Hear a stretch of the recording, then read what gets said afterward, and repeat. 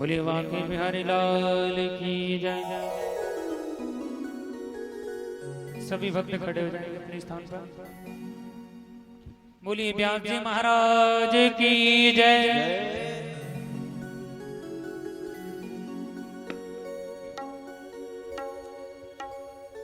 लागी लगन मत तोड़ना प्यारे,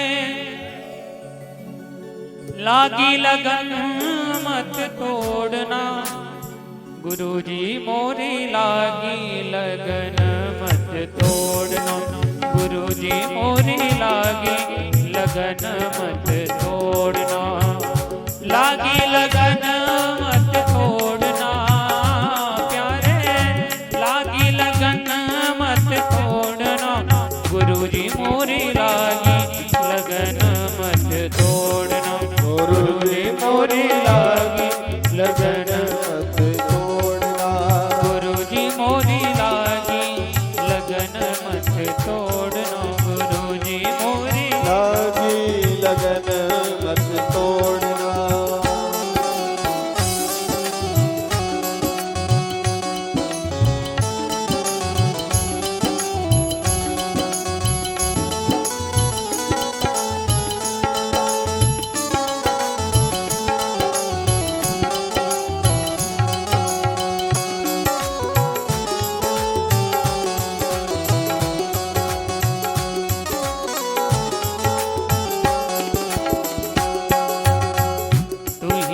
सेठ और तू ही साहूकार है, तू ही मेरा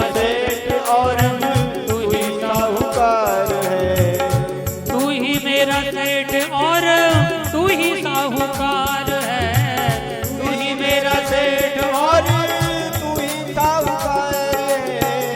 ब्याज पे ब्याज मत जोड़ना प्यारे, ब्याज पे ब्याज मत जोड़ना, गुरुजी मोरी लागी लगन मत तोड़ना, गुरुजी मोरी लागी लगन मत तोड़ना, लागी लगन मत तोड़ना प्यारे, लागी लगन मत तोड़ना, गुरुजी मोरी लागी लगन मत तोड़ना, गुरुजी मोरी लागी लगन मत तोड़ना। जल है गहरा नाव पुराने, जल है गहरा नाव पुरानी, जल है गहरा नाव पुरानी, जल है गहरा नाव पुरानी, बीच भंवर मत छोड़ना ओ प्यारे, बीच भंवर मत छोड़ना, गुरुजी मोरी लागी लगन मत तोड़ना, गुरुजी मोरी लागी लगन मत तोड़ना, गुरुजी मोरी लागी लगन मत तोड़ना, गुरुजी मोरी लागी लगन मत तोड़ना, गुरुजी मोरी लागी लगन मत तोड़ना, गुरुजी मोरी लागी लगन तोड़ना। मत तोड़ना। परम पूज्य आदरणीय श्री व्यास जी महाराज व्यासासीन हो चुके हैं, इसलिए आप जल्दी से जल्दी पधारें और आज दूसरे दिन की कथा श्रवण कर अपने जीवन को धन्य बनाएं।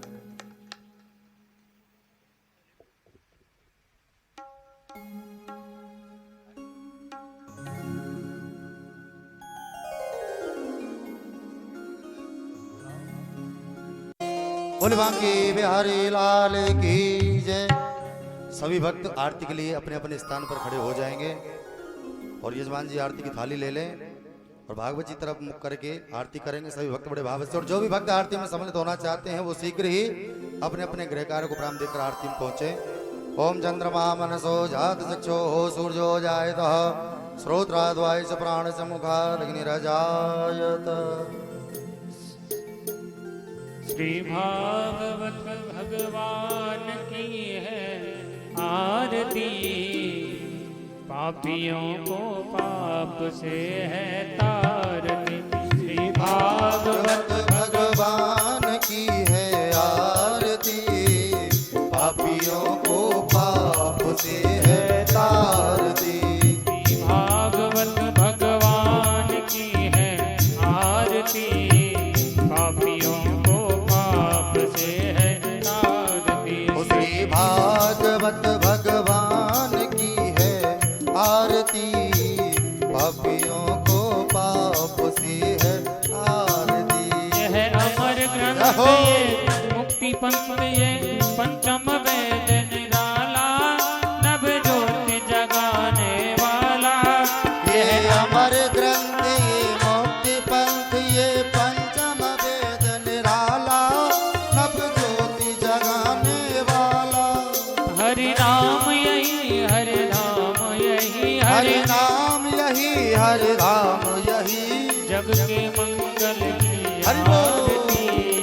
पापियों को पाप से है तारती। श्री भागवत भगवान की है आरती, पापियों को पाप से है आरती। यह शांति गीत पावन पुनीत, पापों को मिटाने वाला, हरि दर्श कराने वाला। ये शांति गीत पावन पुनीत, पापों को मिटाने वाला, हरि दर्श कराने वाला। ये सुख करनी ये दुख हरनी ये है, सुख करनी ये दुख हरनी। श्री मधुसूदन की हरि बोल। आरती। पापियों को पाप से है तारती। ओ श्री भागवत भगवान की है आरती, आरती। ओ पापियों को पाप से है आरती। यह मधुर बोल जगपंथ खोल, सतमार्ग बताने वाला, बिगड़ी को बनाने वाला। ये मधुर बोल जगबंद खोल, सन मार्ग बताने वाला, बिगड़ी को बनाने वाला।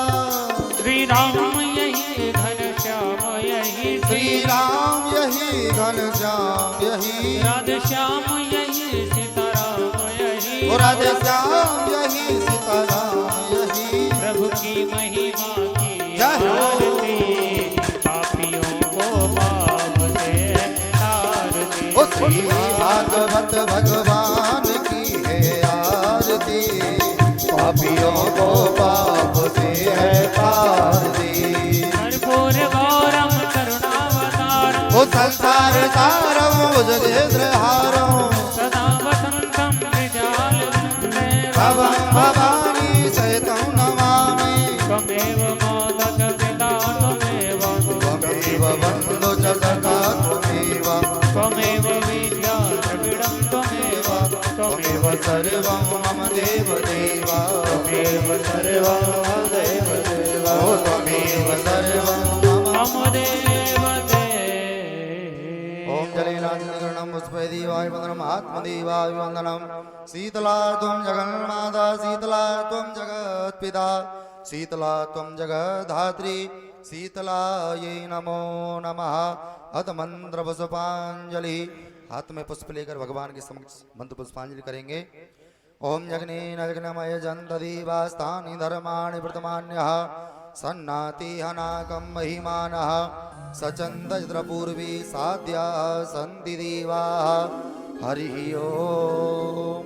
एकदन्ताय विद्महे वक्रतुण्डाय धीमहि तन्नो दन्तिः प्रचोदयात्।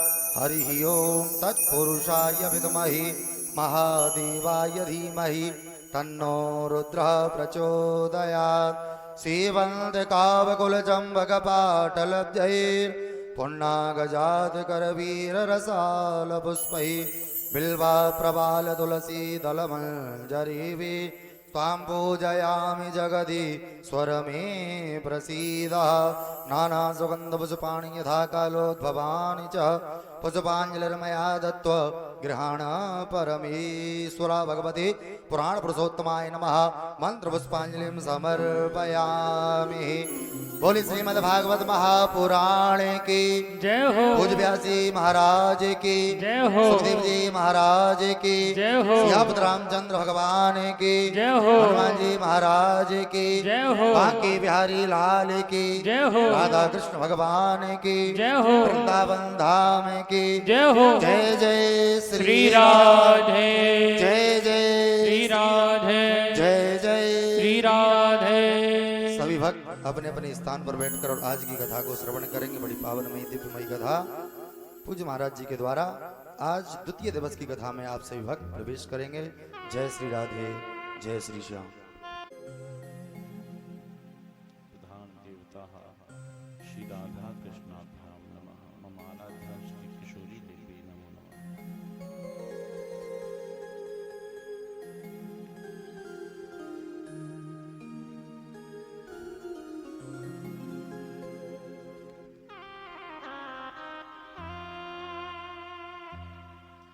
ध्येयं सदा ध्येयं सदा परिभवग्नमभीष्टदोहम् तीर्थास्पदं शिवविरञ्चिनतं शरण्यम्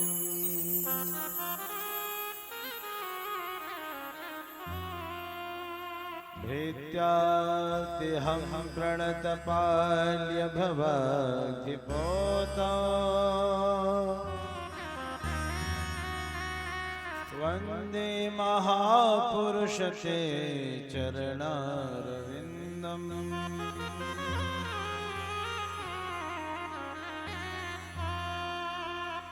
हे भद्रकाली बगले कमले चतारे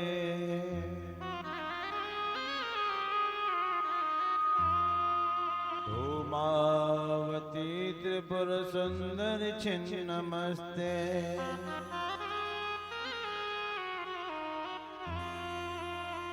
मातंग षोडशी महाभुवनेश्वरीति दुर्गे देवी नमः सिद्धि परमार्थदात्री।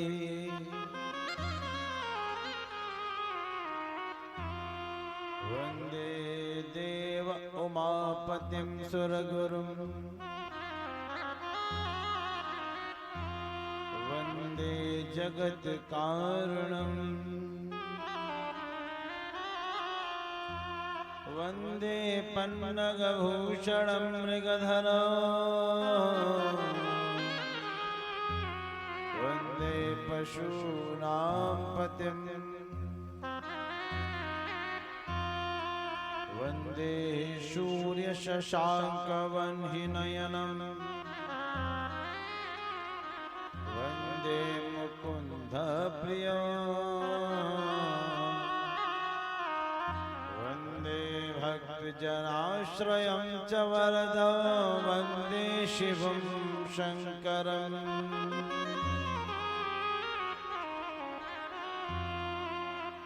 नारायणं नमस्कृत्य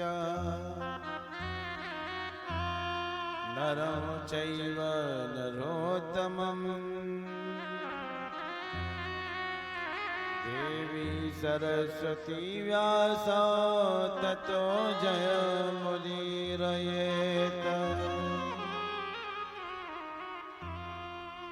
महावीर विनिमो हनुमाना राम जास जसो आपो बखाना कौन सो काज कठिन जग माही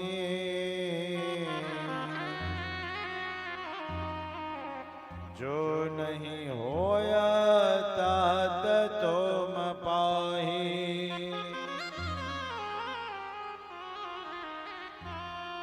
प्रविश नगर की जो सब काजा हृदय राखी कौशलपुर राजा।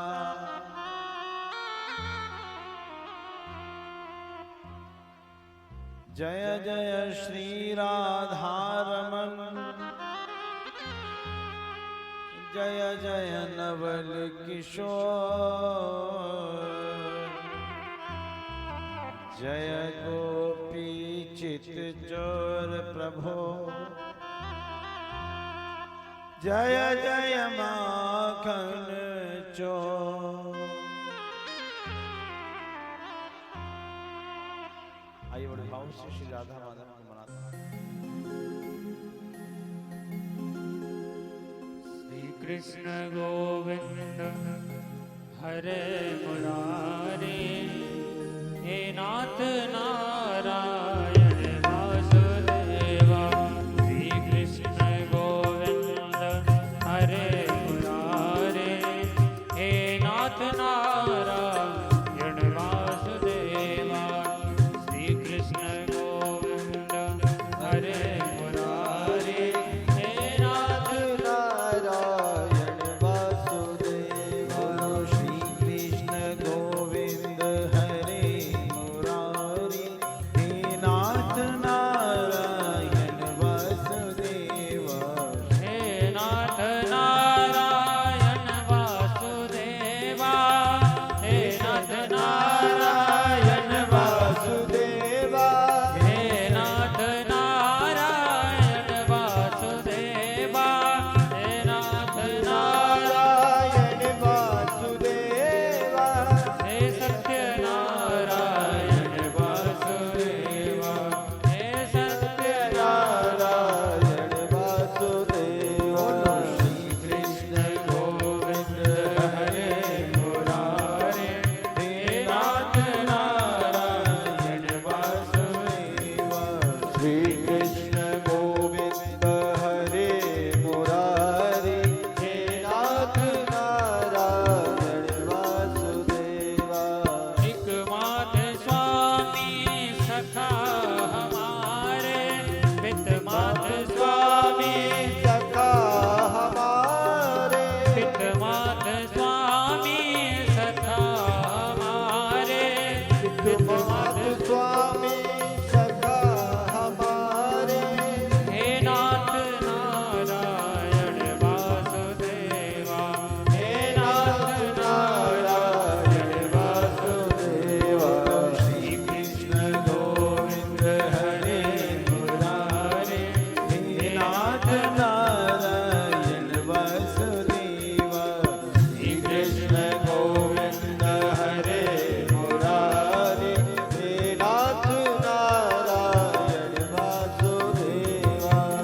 अधर पे बंसी हृदय में राधे।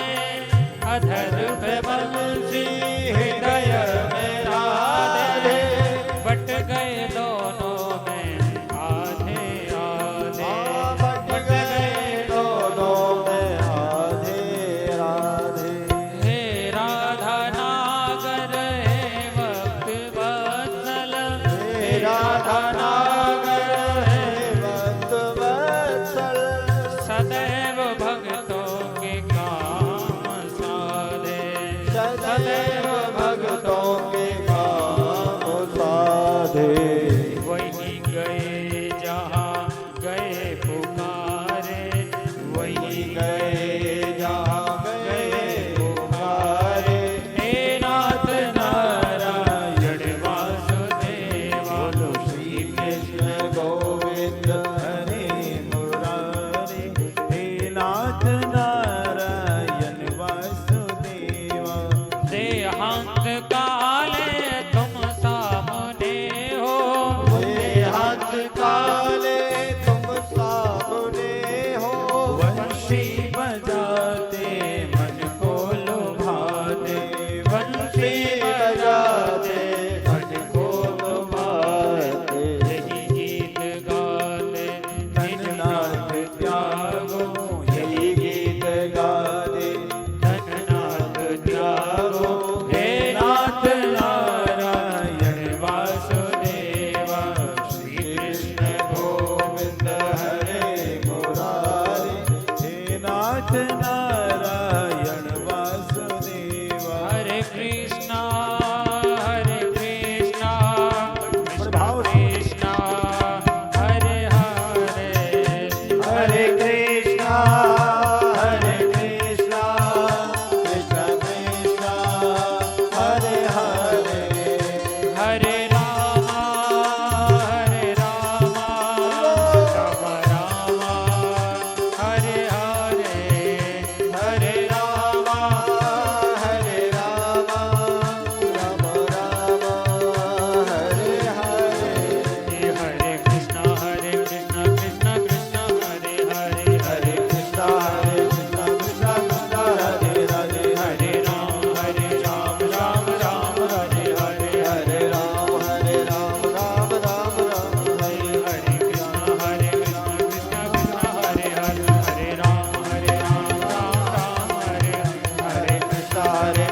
कृष्णा कृष्णा हरे हरे कृष्णा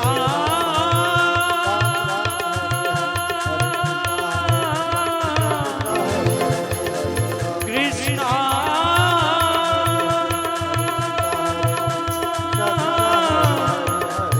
हरे कृष्णा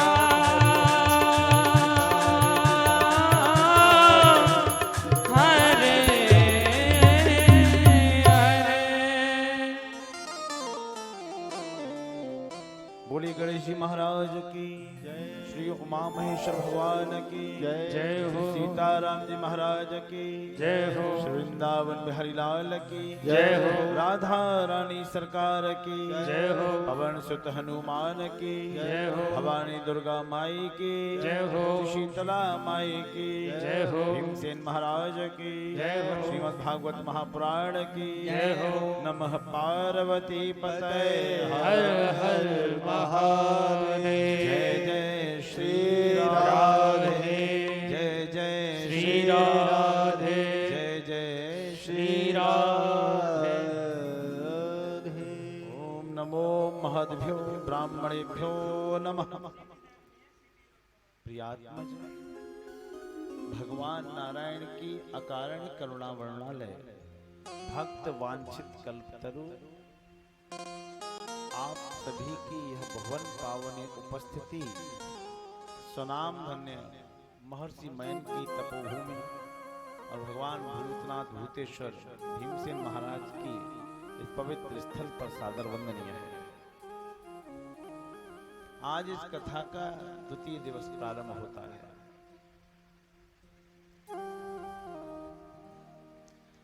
दिवस जात नहीं लागए हैं बारा।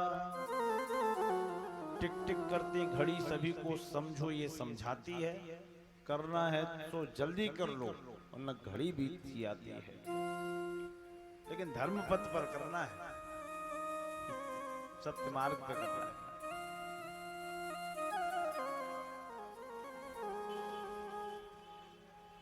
कल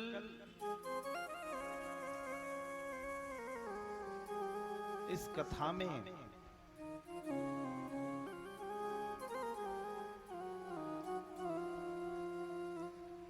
महात्मा का निरूपण हुआ। 6 अध्याय आपके सामने रखे गए। आज द्वितीय दिवस की कथा प्रारंभ है।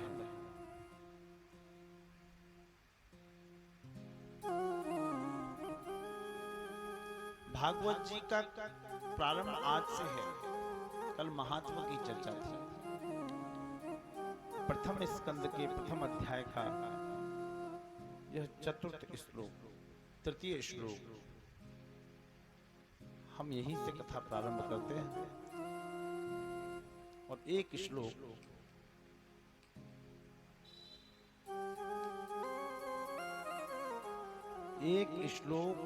हम सभी लोग बोलते हैं। जो लोग आसन लगाने लायक हैं, बैठने लायक हैं, आराम से वो आसन लगा के बैठे और एक श्लोक बोले। कम से कम भागवत जी का एक श्लोक तो बोले सभी लोग। निगम निगम सभी लोग बोले।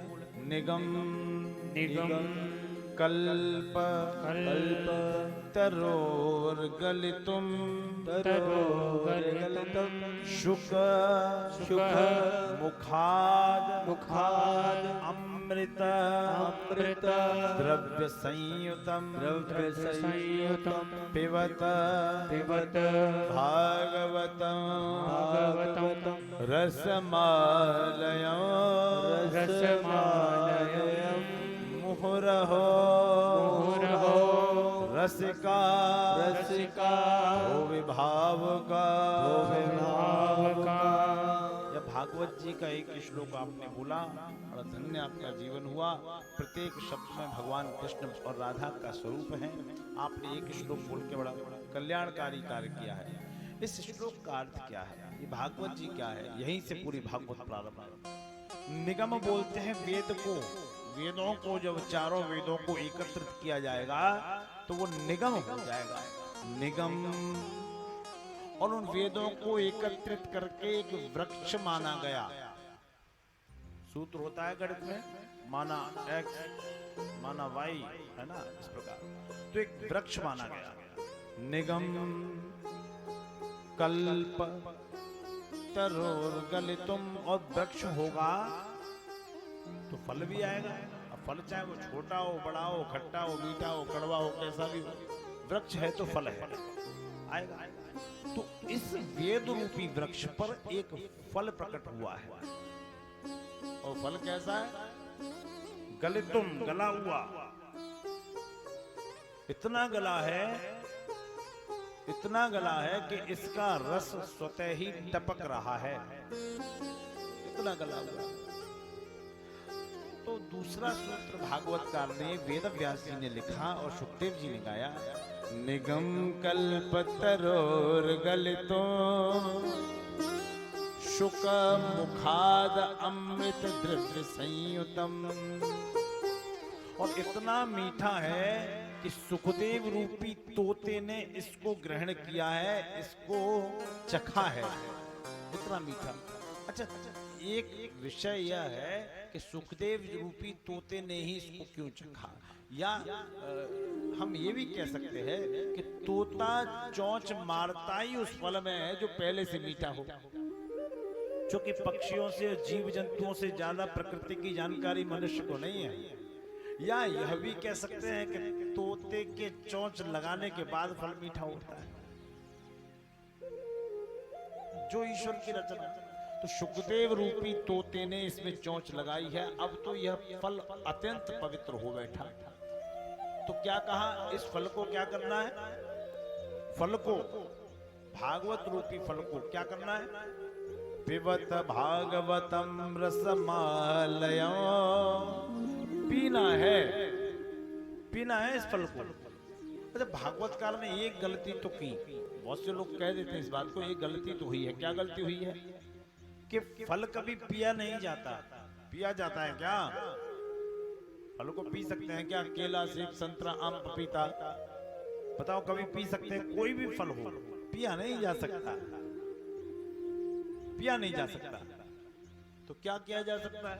बोले फल को खाया जा सकता है। तो भागवतकार ने पिबत भागवत क्यों बोला, पीने के लिए क्यों बोला?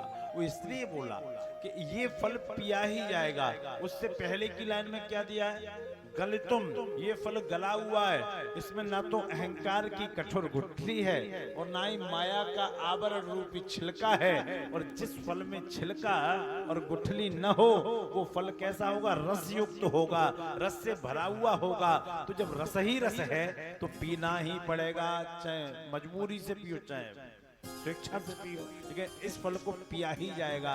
तो कब तक पिए? रोज आस्था पे पीते हैं, संस्कार पे पीते हैं, यूट्यूब चैनल पे कोई ना कोई बाबा अपना प्रवचन देते रहते हैं, हम पीते ही रहते हैं इस फल को। तो भागवतकार ने एक पीछे लाइन और लिख दी, पिबत भागवतम रसमालयम। आलय, जब तक जीवन का लय ना हो जाए, इस सांसें विश्राम ना हो जाए, तब तक इस फल को पीते रहो, पीते रहो, पीते रहो। मोहर हो रस का भुवि भाव का, पीते रहो, इस फल को पीना है। ऋषियों ने सूत जी महाराज से प्रश्न कर दिया, प्रभु इस भागवत का गायन सबसे पहले तो सुखदेव जी ने किया था, और आप कहते हैं कि सुखदेव जी की अवस्था कम थी, तो उनको अपनी इस अल्प आयु में भागवत रूपी जैसे पुराण का ज्ञान कैसे आ गया? स्पष्ट करेंगे। सूत जी मुस्कुराए और सूत जी ने भगवान सुखदेव की वंदना की है। यम प्रवजन्तु मनुपैतमुपैत कृत्य द्वैपायनो विरह कातर आजुहावा पुत्रेति तन्मयतया तरवोभिनेदो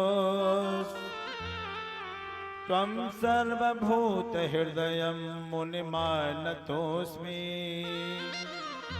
जैसी वंदना की वैसी सुखदेव जी के लिए समाधि लगने वाली। तो ऋषियों ने कहा, प्रभु पहले सुखदेव जी के बारे में बताओ, उसके बाद ध्यान में डूबना। सूत जी महाराज बोले, ज्ञान की कोई अवस्था नहीं होती। अब एक सूत्र आप सबको हमारे साथ बोलना है, बोलिए ज्ञान। ज्ञान, सभी बोले ज्ञान ज्ञान वह है वह है जो जो देश देश, काल काल, परिस्थिति परिस्थिति की सीमा में सीमा में बंधा बंधा न हो। न हो। ज्ञान ज्ञान सदैव सदैव पूर्ण होता है, पूर्ण होता है। ज्ञानी ज्ञानी सदैव सदैव अपूर्ण होता है। पूर्ण होता है। इसका अर्थ क्या है? ज्ञान सदैव पूर्ण होता है और ज्ञानी सदैव अपूर्ण होता है। ज्ञान वह है जो देश काल परिस्थिति की सीमा में बंधा ना हो। ज्ञान का देवता सूर्य को माना गया। जिनके बच्चे विद्यालय जाते हैं वो इस बिंदु को नोट कर लें। ज्ञान का देवता सूर्य को माना गया। किसको माना गया? एक बार बोलो, किसको? सूर्य को। तो सूर्य को क्यों माना गया? क्योंकि सूर्य के अंदर भेदभाव नहीं। हम भारत के लोग हैं, सनातन धर्म को मानते हैं, तो हम सूर्य को जल देते हैं। भगवान सूर्य की नवग्रह के बीच में रख के पूजा भी करते हैं। लेकिन सारे लोग थोड़ी मानते हैं। कुछ लोग तो सनातन धर्म को ही नहीं मानते, कुछ लोग भगवान को ही नहीं मानते।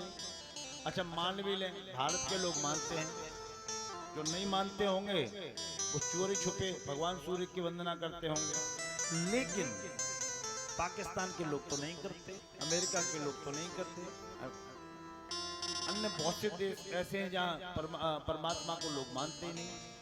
तो ऐसा तो नहीं है कि सूर्य वहां प्रकाश नहीं देते। भगवान भास्कर, भगवान सूर्य नित्य उदय होते हैं और नित्य अस्ताचल की ओर जाते हैं। जब उगेंगे तो सबको गर्मी देंगे, ताप देंगे, सबको प्रकाश देंगे। कोई उनके यहाँ देश का बंधन नहीं है। कोई भी काल हो, कोई भी परिस्थिति हो, चाहे वो बरसात हो, वो बात अलग है कि बरसात में बादलों ने ढक लेंगे। बादलों के ढके होने से भगवान सूर्य का दर्शन हमें नहीं होगा, लेकिन भगवान सूर्य नित्य पूरब से पश्चिम की यात्रा करते ही हैं।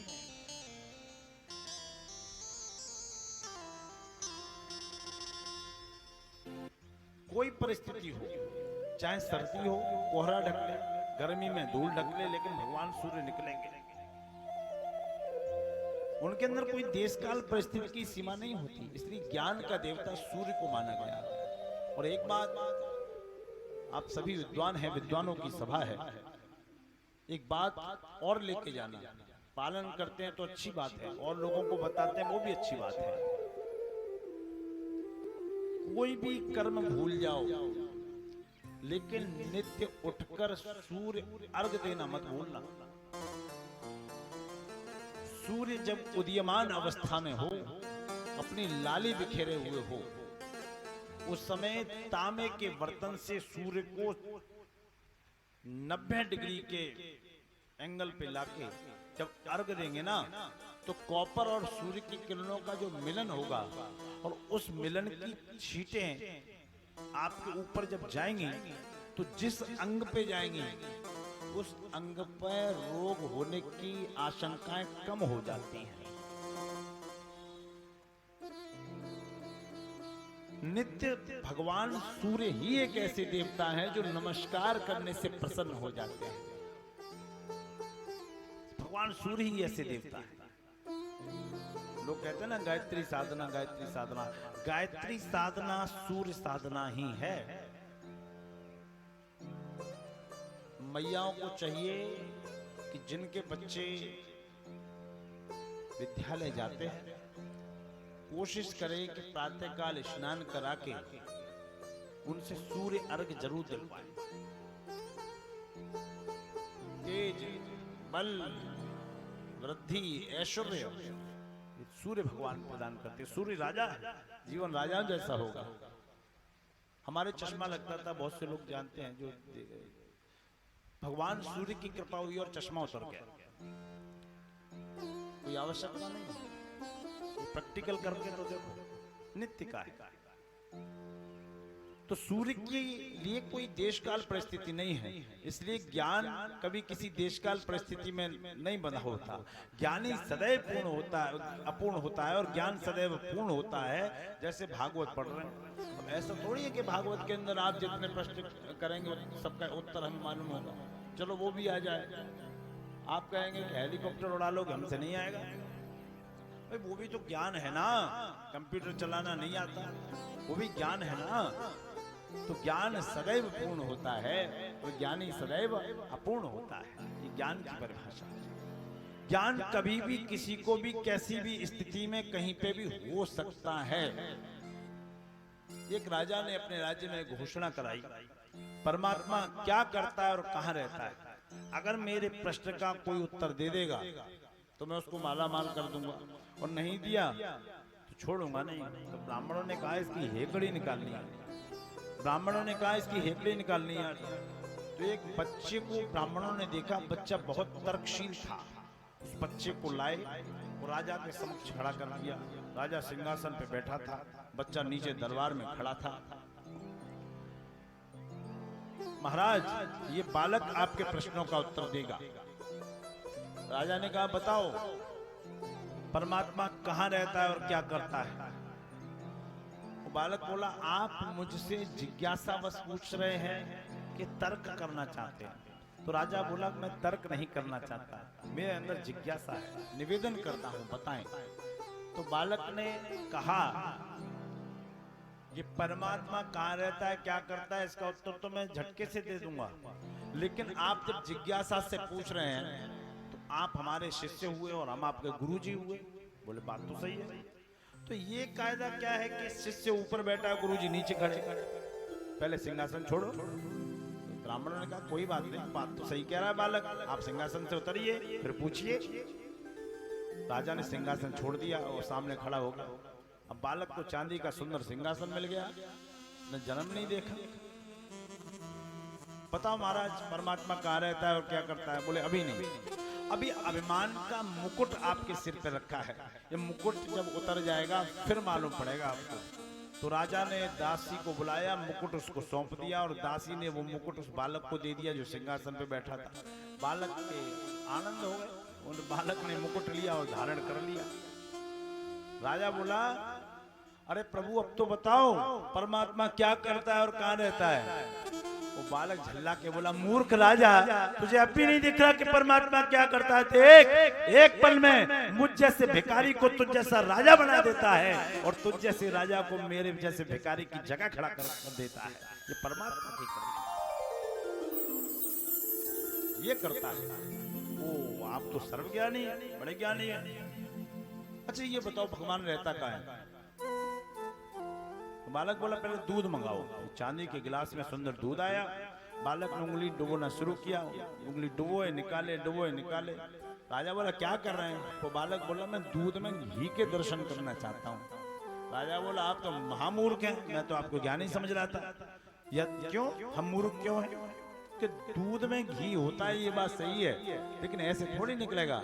तो राजा से बालक ने पूछा तो कैसे निकलेगा। राजा बोला इसको गर्म करना पड़ेगा, गर्म करके जमाना पड़ेगा, जमा के फिर इसको भिगोना पड़ेगा, मट्ठा बनेगा, फिर मक्खन आएगा, गर्म होगा, तब कहीं जाके घी निकलेगा। बोले राजा सही कह रहा है। बोले हाँ। बोले ये मूर्ख राजा, यही मैं तुझे समझाना चाह रहा था। परमात्मा के दर्शन करने की लालसा तुझे कहीं तक ले जाएगी और तुझे कहीं तक जाके भी उसके दर्शन नहीं होंगे, लेकिन परमात्मा के दर्शन करना है तो अपने अंदर देख, उसके लिए तुझको यम करना पड़ेगा।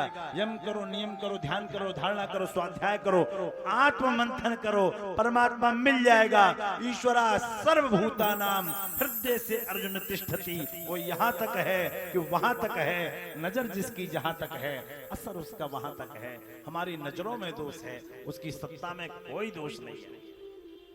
हम अपने हृदय में परमात्मा का वास देखते हैं कि सब हमारे अंदर है, तो सामने वाले को भी गाली देने का अधिकार हमको नहीं है कि जो परमात्मा हमारे अंदर हमारे को चला रहा है वही परमात्मा दूसरे के अंदर भी बैठा है, उसको चला रहा है। बोलो राधे कृष्ण। बड़ा तर्क करते हैं लोग। एक बालक दीपक लेके जा रहा था शनिदेव के मंदिर पे। एक बाबा जी मिल गए, बहुत प्रश्न पूछने का उनको शौक था, तो बालक दीपक जला के ले जा रहा था। बाबा बोले इधर कहाँ ले जा रहे हो? बोले कि हमारा शनि भारी है, तो हमारे दादी जी ने कहा है कि शनि पर, महाराज पर तेल का दीपक जलाओ तो शनि हल्का हो जाएगा। बोले कि वो ठीक है, तुम ये बताओ ये दीपक में लौ कहां से आई? जो दीपक जल रहा है इसकी लौ है, ये लौ कहां से आई? बालक थोड़ा चालाक था, आजकल के बच्चे बहुत चालाक हो गए। बालक ने दीपक में फूंक मार दी, दीपक बुझ गया। तो बालक बोला बाबा हमको ये तो नहीं पता कि लौ कहां से आई, पर आप ये बता दो अभी कहां चली गई? हमें नहीं पता कहां से आई, आपको पता है कहां चली गई? बालक का उत्तर सुन के बाबा सबका पका गए, फिर कुछ नहीं बोले, शांति से खड़े हो गए। तो ज्ञान कभी भी किसी को भी कहीं भी कैसे भी किसी भी वक्त किसी भी समय हो सकता है, उसके लिए कोई बंधन नहीं है। इसी प्रकार सुखदेव जी को 16 वर्ष की आयु में ज्ञान हुआ। तो सुखदेव जी का जन्म कैसे हुआ ये बताइए। तो बताया एक बार कैलाश पर भगवान शंकर नहीं थे, कहीं भ्रमण पे गए थे, मैया अकेली थी, गृह कार्य कर रही थी। नारद जी ने कहा भागवत जी का आगमन पृथ्वी पे होना है, भागवत जी का प्रचार होना है। तो नारद जी ने अपना बीड़ा उठाया और नारायण नारायण करते हुए कैलाश पर्वत पर गए। श्रीमन्नारायण नारायण नारायण श्रीमन्नारायण नारायण नारायण भजमन्नारायण नारायण नारायण भजमन्नारायण नारायण नारायण।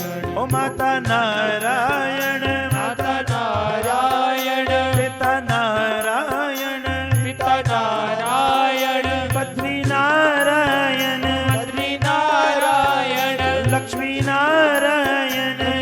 नारायण श्रीमन्नारायण नारायण नारायण श्रीमन्नारायण नारायण नारायण भजमन्नारायण नारायण नारायण भजमन्नारायण नारायण नारायण।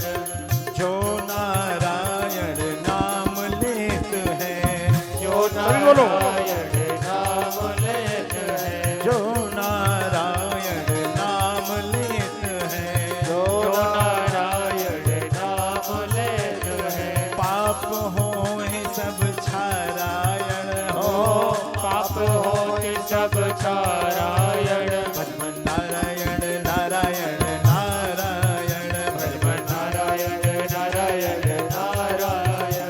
लक्ष्मी नारायण लक्ष्मी नारायण लक्ष्मी नारायण लक्ष्मी नारायण बद्री नारायण बद्री नारायण बद्री नारायण बद्री नारायण श्रीमन्नारायण नारायण नारायण श्रीमन्नारायण नारायण नारायण। हे भिलनी के बेर सुदामा के तंदुल, भिलनी के बेर सुदामा के तंदुल, भिलनी के बेर सुदामा के तंदुल, भिलनी के बेर सुदामा के तंदुल। साग विदुर घर पारायण, हा साग विदुर घर पारायण। श्रीमन्नारायण नारायण नारायण श्रीमन्नारायण नारायण नारायण। माता नारायण माता नारायण पिता नारायण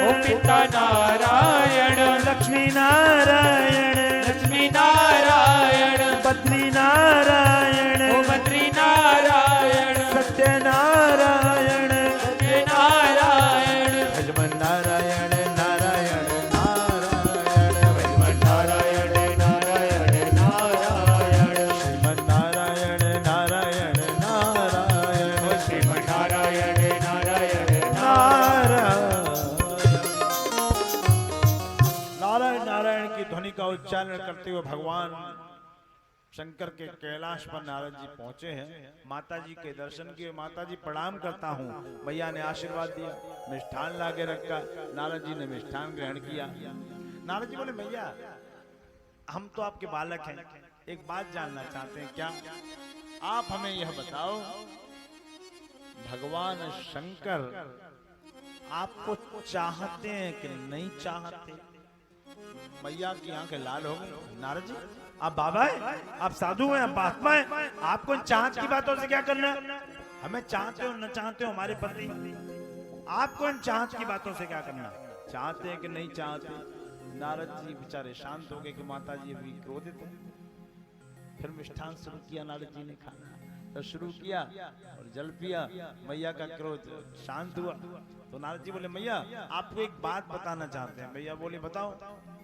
मैया भगवान शंकर के गले में मुंडों की माला है। बोले हाँ है, वो तो हमें पता है। बोले इसके पीछे की बात पता है? कि वो नहीं पता। क्या? कि भगवान शंकर के गले में जो मुंडों की माला है वो किसकी है? नारद जी ये नहीं पता। अब नारद जी का झड़ गया मामला। नारद जी बोले देखो भगवान शंकर आपको चाहते ही नहीं, चाहते ही नहीं है। चाहते होते तो बताते कि ये मुंडों की माला किसकी है। मैया बोली नारद बाबा आज आने दो भोले बाबा को, इसी पे प्रश्न उत्तर होगा।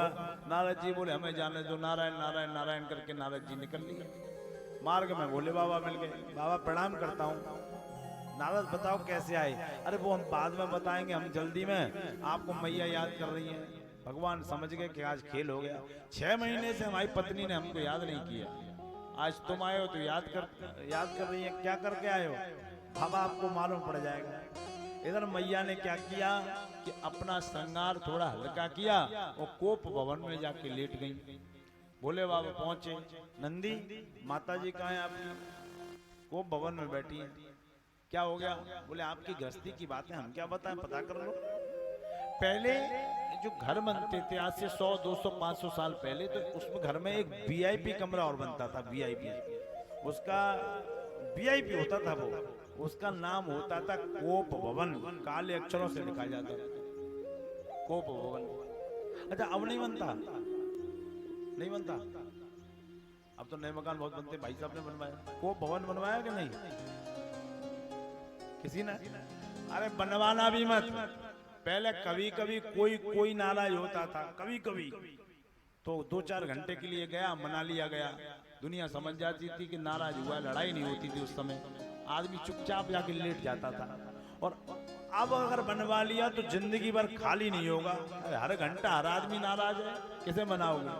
बच्चों को मनाओगे, भैया को मनाओगे, पिताजी को मनाओगे, पत्नी को मनाओगे। बनवाना भी मत। तो कोप भवन में मैया पहुंची हैं, भोले बाबा भी पहुंच गए। मैया के ऊपर हाथ रखा, कहा क्यों रूठी? जाहे निकट प्रभु कही मृदु बानी। जाहे निकट प्रभु कहे मृदु बानी। प्राण प्रिया के हे तोरी सनी। प्राण प्रिया का हे तोर शानी। जाहे निकट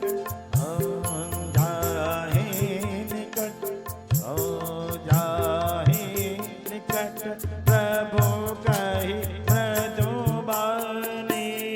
जाहे निकट प्रभु कहे मृदु बानी।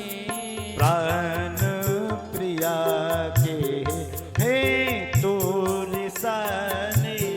प्राण प्रिया का हे तोर शानी। क्यों रूठी हैं आप? जिन आंखों ने हो त्रास दिया वे आंखें फुड़वा डालूं मैं। जो जिभ्या कड़वी बोली हो वो जिभ्या कटवा डालूं मैं। लटके मोती क्यों बिखरे हैं, मन मार मार क्यों मचला है। पड़ गई मांग क्यों उलझन में, चेहरे का रंग क्यों बदला है। क्या हुआ? क्या चाहती हैं आप? मैया ने कहा चाहत पूरी कर दोगे? बोले हाँ। आप हमें ये बता दो आपके गले में मुंडों की माला किसकी है?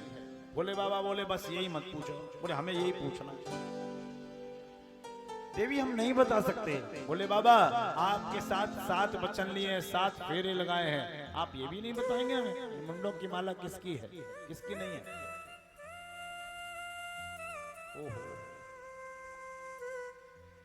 ठीक है देवी हम बताएंगे आपको।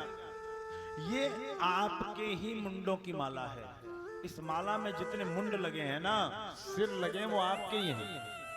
देवी बोली हमारा तो सही सलामत है। भगवान मुस्कुराए और बोले देवी आप जब जब अवतार लेती हो और आप अपना शरीर छोड़ती हो, हम आपसे अनन्य प्रेम करते हैं, तो आपके मुंड को काटकर अपने इस माला में पिरो लेते हैं। देवी बोली कि भोले बाबा हम इतनी बार चले गए और आप अभी तक। भोले बाबा बोले हम नहीं मर सकते। क्यों? हमने अमर कथा सुन रखी है। अमर कथा आपने? हाँ। ये अमर कथा क्या है? भोले बाबा बोले ये सब इसके अधिकारी नहीं है। तो शंकर जी की बात काटते हुए तुरंत माता जी बोली भोले बाबा सब नहीं हो सकते, लेकिन मैं इसकी अधिकारी हूँ। क्यों? कि मैं आपकी पत्नी हूँ, अर्धांगिनी हूँ, आपका आधा अंग हूँ मैं। शंकर जी निरुत्तर हो गए, कुछ कह नहीं पाए। ठीक है देवी मैं आपको कथा सुनाऊंगा, लेकिन स्थान मेरा होगा। कौन सा? मैं आपको कथा सुना के वापस लौटूंगा, चलो मेरे साथ। शंकर भगवान ने अपने डमरू को बांधा त्रिशूल में, शंख को लिया, डमरू और शंख का नाद करते हुए भगवान कहां पहुंचे? छत्तीसगढ़ में अमरकंटक पर्वत है। अमरकंटक पर्वत जहां से नर्मदा जी का पावन उद्गम हुआ है, मां नर्मदा का वहां से कलकल करके झरना होता है। वहीं अमरकंटक पर्वत पर एक सुंदर सी गुफा देखी और डमरू को बजाया, शंख को बजाया। जितने भी जीव जंतु थे वो पलायन कर गए। एक तोती का अंडा वहां पड़ा था जो टूट के बिखर चुका था। मैया से बाबा ने पूछा देवी कुछ कोई है तो नहीं? मैया ने कहा कोई नहीं। मैया ने कहा ये अंडे का टुकड़ा है, ये तो कचरा है, इसमें क्या होगा? लेकिन मैया को अमर कथा का प्रभाव नहीं पता था। भोले बाबा बोले मैं समाधि लगाता हूँ और मैं नेत्र बंद करके आपको भागवत अमर कथा सुनाऊंगा। इस अमर कथा को जैसे ही मैं सुनाऊंगा, आप बीच बीच में हुंकारी देते रहना, ओम ओम कहते रहना, हाजी हाजी कहते रहना, जिससे मुझे समझ में आए कि आप कथा सुन रही हैं। ठीक है बोले बाबा। कथा प्रारंभ हुई। कथा जब प्रारंभ हुई, पहले दिन की कथा का विश्राम हुआ। उस टूटे हुए पड़े अंडे में थोड़ी हलचल हुई, वो जुड़ गया। दूसरे दिन की कथा के प्रभाव से उस अंडे में जीव आ गया। तीसरे दिन की कथा के प्रभाव से वो फूट गया और उससे जीव यानी कि तोते का बच्चा बाहर आ गया। अब माता जी को जमाई आने लगी। माता जी विश्राम में चली गई। उस बालक ने सोचा कि अगर कोई हाजी हाजी नहीं बोलेगा, हुंकारी नहीं देगा, तो ये कथा बीच में रुक जाएगी, ना इधर की रहेगी ना उधर की, उत्तर से दक्षिण का हमारा यात्रा बेकार हो जाएगी। तो तोता नकल अच्छी कर लेता है, तो तोता हाजी हाजी करने लगा, हुंकारी देने लगा। भोले बाबा समाधिस्थ हो गए। वो यही भूल गए कि मेरी पत्नी की आवाज कौन सी, किस आवाज में मैं डूबूं। कथा प्रारंभ हुई। 3 दिन की कथा के बाद तोते ने हाजी हाजी कहना प्रारंभ कर दिया। उमा के पर गए सोता, होकरा दे रे तोता। ओ कथा सुना रहे पार्वती को शिव शंकर भगवान। कथा सुना रहे पार्वती को शिव शंकर भगवान। सुनते सुनते अमर कथा को बंद हो गए कान। उमा के पड़ गए सोता, ओकरा दे रहे तोता। उमा के पड़ रहे सोता, ओकरा दे रहे तोता। कथा सुना रहे पार्वती को शिव शंकर भगवान। सुनते सुनते अमर कथा को बंद हो गए कान। उमा के पड़ रहे सोता, ओकरा दे रहे तोता। उमा के पड़ रहे सोता, ओकरा दे रहे तोता।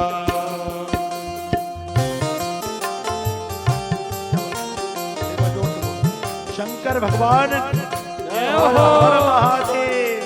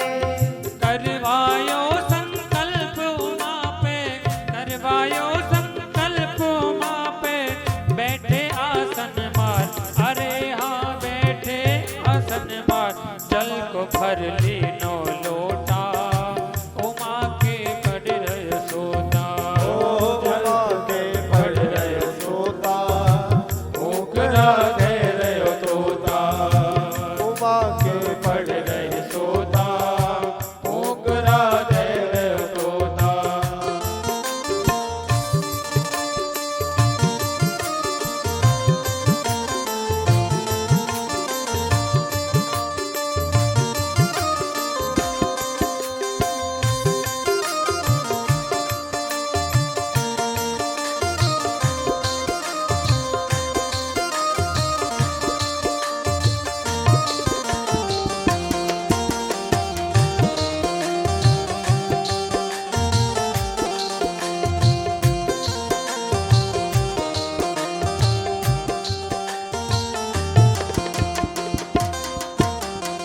अमर कथा पूर्ण हुई शिव जी ने पूछा ऐसे अमर कथा पूर्ण हुई शिव जी ने पूछा ऐसे पार्वती अब कह दो ये अमर कथा सुनी कैसे पार्वती अब कह दो ये अमर कथा सुनी कैसे देखा जो शिव जी ने मुड़ के देखा जो शिव जी ने मुड़ वो तो सो रही नींद में आए अरे हाँ सो रही नींद में आए नींद में लह रही गोता ठोकरा दे रहे तोता नींद में लह रही गोता ठोकरा दे रहे तोता कथा सुना रहे पार्वती को शिव शंकर भगवान हरि कथा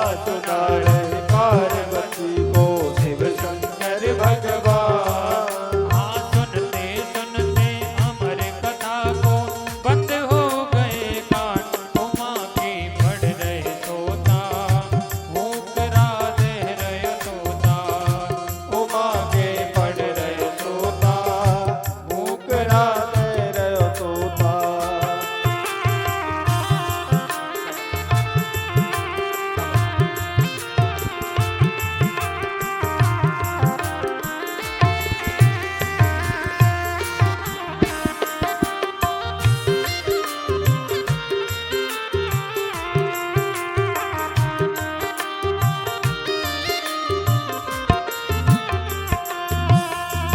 सोच उठे थे शिव जी ये होकर कौन भरा था सोच उठे थे शिव जी ये होकर कौन भरा था देखा और न कोई बस एक तोता बैठा था देखा और न कोई बस एक तोता बैठा था प्रेम मगन होके कथा सुन ली प्रेम मगन होके कथा सुन लियो जीवन सफल बनाए अरे हाँ जीवन सफल बनाए गद गद है रयो तोता ओकरा दे रयो तोता गद गद है रयो तोता ओकरा दे रयो तोता हरि कथा सुना रहे पार्वती को शिव शंकर भगवान अरे सुनते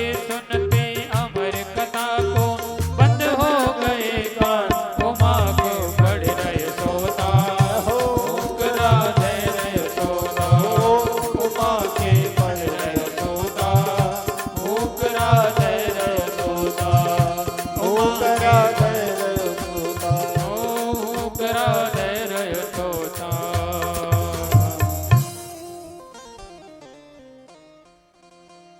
7 दिन की कथा विश्राम हुई और जैसे ही विश्राम हुई वैसे ही भोले बाबा ने एक जयकारा लगाया। बोलिए बाल कृष्ण लाल की जय हो।